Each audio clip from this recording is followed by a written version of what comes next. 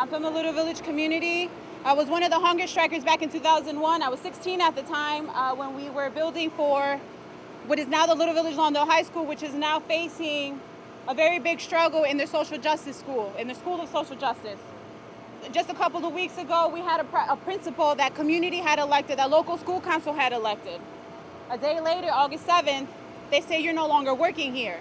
She had already secured AP classes. She had already secured possibilities for the school to get out of probation. Today, we are facing total instability. Why? Because when you don't have community expressing themselves and telling you what we need, and you dismantle something that community built from the ground up, literally, you are interrupting a flow that we know is going to work. Why? Because community is invested. I need an answer. We need an answer, because I don't want to say we need an answer from the network explaining how the decisions made over the last 2 weeks is in the best interest of students when that flies in the face of 60 years of data on CPS. So I'm standing here as a member of the design team, as a member of the ALSC, but I'm also standing here as a college professor who now looks at this data and says that there's a problem here. And the problem is not the young folks or the teachers. The problem is a decision made on top of their heads. And we have to be clear about that. We are all about teamwork. We are all about community work. We are about teachers. We are about education. We are about the teachers that are committed and that are dedicated. We are about community that is dedicated. We are about students who want second chances, who already have that first chance, who are posse scholars. We are about schools that have continuously, and SOJO is one, has continuously showed graduation rates higher than average, higher than CPS average. We have ACT scores that have increased. We have attendance that has increased. Why? Because we have committed teachers, we have a committed community, we have a committed local school council. But when we have CPS dismantling that, when we have CPS, the Board of Ed, saying, no, this is what we want to do, this is what we think you should do, you all are wrong. Our next speakers are teachers from Social Justice High School. People may or may not be aware of what happened there 2 weeks ago. Over 400 students who attend Social Justice High School sat in the morning of class. They basically refused to go into their classrooms. And the reason they did this is they wanted to protest the cuts that a new principal who had just started days before had made to AP classes and also the firing of a clerk. And this is despite a rising in test scores when it came to the AP classes. The following week, they were supposed to have a town hall for the students, and one of the leaders of the strike, of the sit-in, was basically told, you're not allowed to speak. So she changed her speech, gave it to the principal. The principal said, no, this is still unacceptable. You cannot give this. She then said, well, I'll just read a poem by Shel Silverstein. And she said, no, you can't do that either. But the next day, the principal decided to have a town hall at the school, and over 200 parents, students, and community members showed up and really told that teacher what they thought about what she was doing in that school. When Ms. Velasquez said I could not speak, it was an arrow to the heart, because I was going to talk about the sit-in. And when she said I couldn't talk about the sit-in, I changed my speech. And instead, I wrote about my personal essay about how much I love social justice and how much I found my hopes and dreams.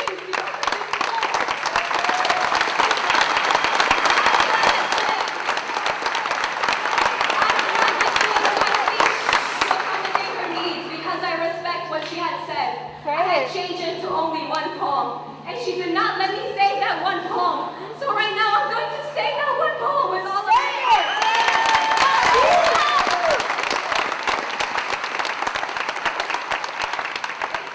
Silverstein, there is a voice inside of you that whispers all day long. I feel that this is right for me. I know that this is wrong. No teacher, preacher, parent, friend, or wise man can decide what's right for you. Just listen to the voice that speaks inside. Yes.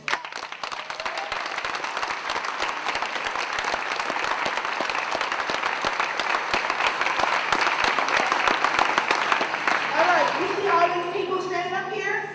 These are the girls and my classmates and my personal friends that sat in and did the sit-in. And we sat with the so-called puppeteers or puppet or podgy, whatever you call yourself right there. And yet you said that we need to know what we're fighting for. We're not here for our health. We could be home doing something that's provocative.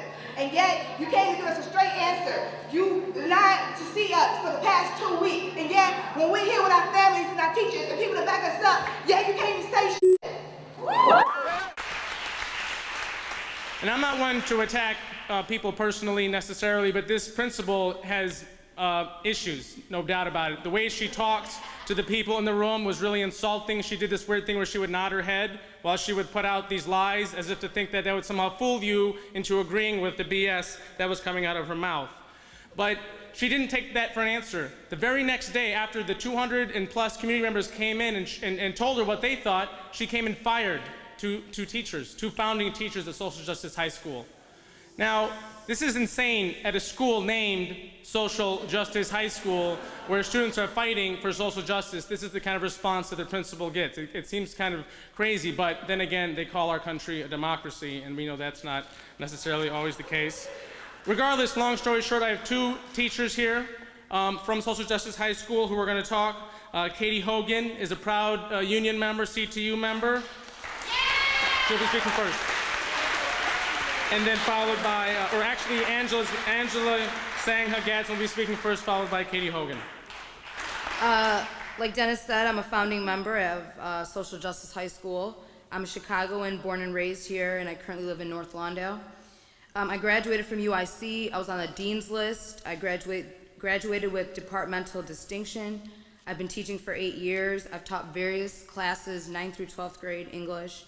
I've developed the school's mission, curriculum, led senior activities, served on the LSC, collaborated with UIC professors, built partnerships with the National Museum of Mexican Art.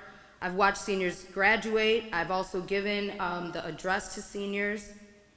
I've built amazing relationships with students, parents, and colleagues. I was very excited for this school year. We progressed above city averages in almost all of the criteria, but apparently achieving by CPS's own metrics wasn't enough. On August 7th, the board removed our principal, Ms. Kathy Farr, and placed an interim principal, Marisa Velasquez. On August 13th, we had entirely new student and staff schedules. I know on August 24th, Dennis kind of alluded to different things that happened during those next couple weeks, and on August 24th, my position was closed due to economic reasons. Apparently, there's no need for full-time English teachers at Social Justice High School. Our classes are now being taught by substitute teachers. I'm not sure why I was dismissed, but I do know that my students are brilliant. They work hard. They work hard for their education. They are passionate about social justice, about their voice, and about making change. I do know that there's a powerful community of students and parents and teachers who have our backs, who believe in collective power, and I do know that we have a union who's going to fight for justice on our behalf. And I know this is why that we need unions, because we can get dismissed at will, without explanation, without pay, at any time, just because the board wills it. I stand in solidarity with my brothers and sisters in this fight to keep public education public.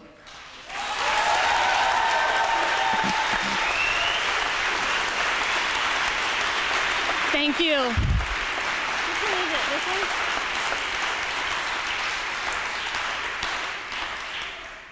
Good evening.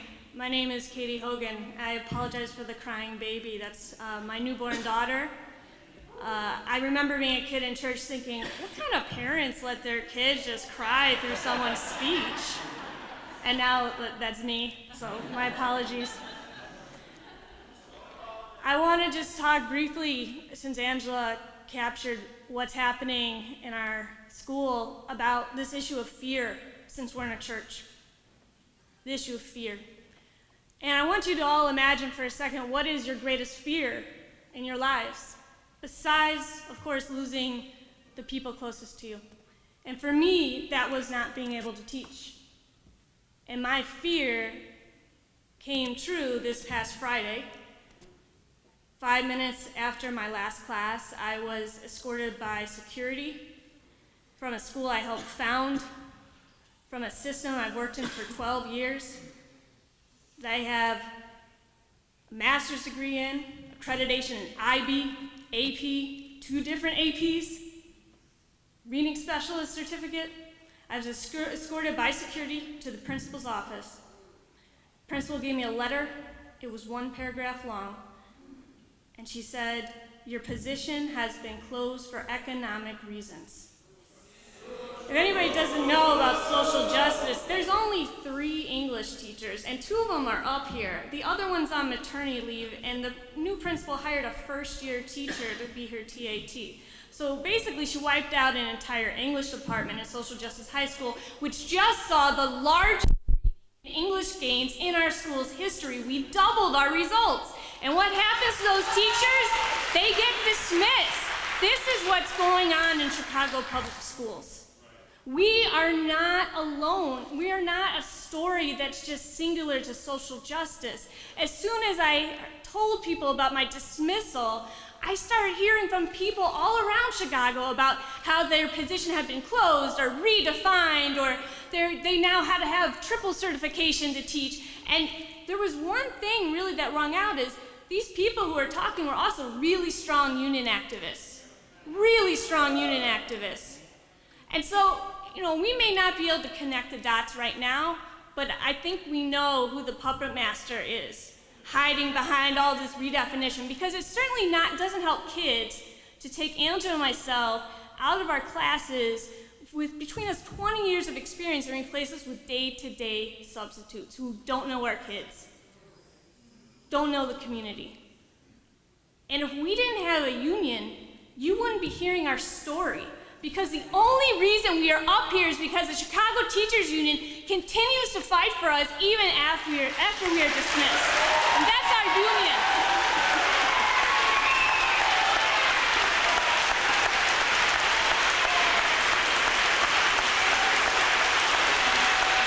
Thank you.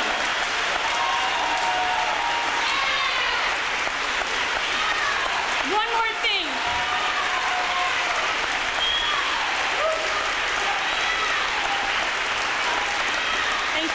Thank you. I just have one more thing to wrap up about fear. The security wouldn't let Angela and I get our things from our classroom. We had to leave the building immediately. I still haven't been able to get back into my classroom to receive my things. Our pay is gone. Our sick days are gone. As you saw, my young daughter crying and hurt her. Her insurance runs out in 26 days. This is how people are treated.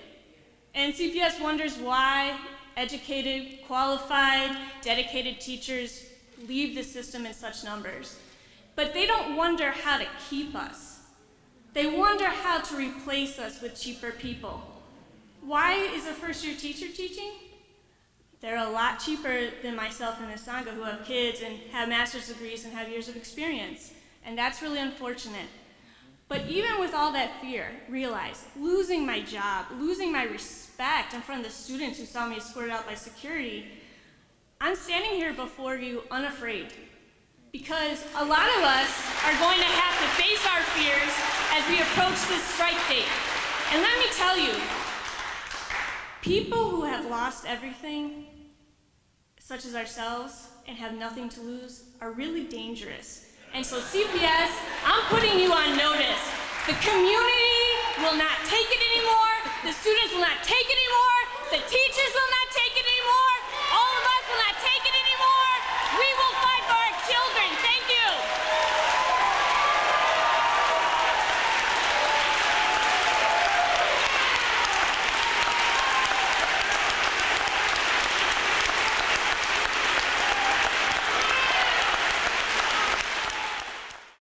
The Friday after the meeting at the Chicago Temple, the students organized a march at Social Justice High School at SOJO.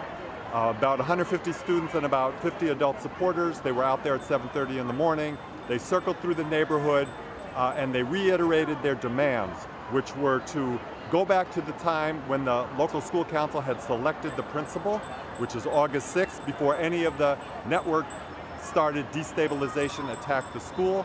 It is to make sure there's no retaliation against any of the students or teachers. to have an apology to the community, to turn the advisory local school council into a fully empowered local school council. We have our list of 5 demands. Number 1, we want to rewind back to August 6th when we had our AP classes, our principals, and our teachers. Number 2, we want to transform the LSC to an LSC where we have power to pick who our principal will be instead of just giving us no power as an ALSC. Number 3, we want to have contracts for all teachers and principals. World language included. Mask and affinity. Number 4, we don't want no retaliation. No one in trouble for what we are causing, because how can we get punished for wanting our education? That's right. And 5, we want an apology from the CPS network. Yeah.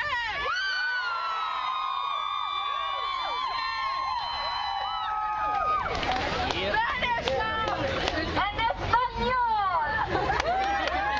Primero, queremos ir para atrás a agosto 6, donde todo estaba perfecto. Tenemos las clases, tenemos la directora, tenemos maestros también, todo. The march was parents and students. It was very militant. The students went back to the school afterwards, and they continued their struggle. And Friday afternoon, the 2 teachers who had been fired, Katie and Angela, were officially reinstated to their full position back in school, and they will start the Tuesday morning, September 4th, back at school. We understand the attack on SOJO as similar to the attacks that have happened around Chicago since the start of Renaissance 2010. 8 years ago, 98 of the 100 schools that have been closed in Chicago have been in low-income black and brown communities. We see the attack on Chicago as part of this larger process of exclusion and displacement of working class communities of color in Chicago and transforming Chicago. As people say, this is not an education plan, this is a business plan.